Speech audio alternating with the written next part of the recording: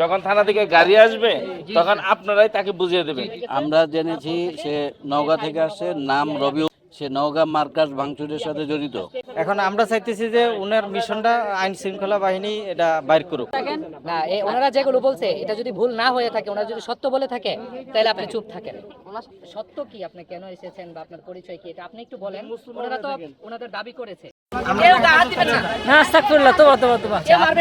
আপনার ব্যাপারে ওনারা যা বলছে যে আপনি এতাতিদের পক্ষ থেকে এসেছেন এবং ইতিপূর্বে 2018 সালে আপনার এখানে আক্রমণাত্মক একটা অবস্থান ছিল, আপনি অনেকে আহত করেছেন। তো এই বিষয়টা আসলে কতটুকু সত্য বা আপনার অবস্থানটা একটু ক্লিয়ার করেন। কথা বলেন, সত্যি কথা বলেন। বোবাটো কি খেয়েছেন নাকি? কথা বলেন, সত্যি কথা বলে ফেলা। আচ্ছা, এখানে আপনার অবস্থানটা ক্লিয়ার করেন। আপনি যদি ভিন্ন কোনো উদ্দেশ্যে এসে থাকেন বা এমনিতে আসছেন সেটাও বলেন।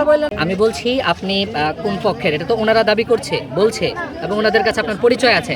এবার আপনি আপনার উদ্দেশ্যটা বলেন, কেন এসেছেন? ওনার এলাকার লোককে ওনারা একটু সামনে নেন, ওনার এলাকার লোক। ফার্স্ট আগে চিনতে পাইনি, পরে আমি আবার নওগাঁ আমার কাছে ফোন দিলাম। নওগাঁ আমার কাছে মাস্টার বাবু ফোন দিলাম, মাস্টার বাবু করছে হ্যাঁ ফেরদৌস ঠিক আছে।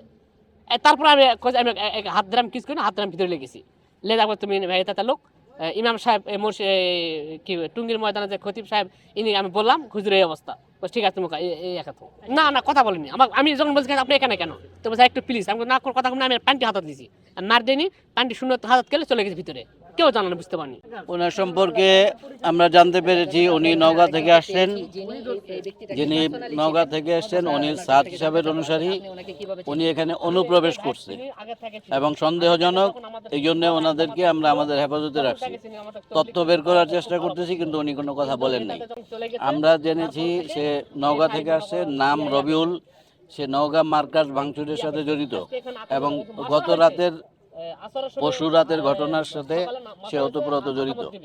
এইটুকু আমাদের কাছে সংবাদ আছে। এখানে ডিউটিতে যদিও আছি, আপনারা একটু সময় রাখেন, আমি থানায় মেসেজ দিচ্ছি, থানা থেকে গাড়ি এসে নিয়ে যাবে।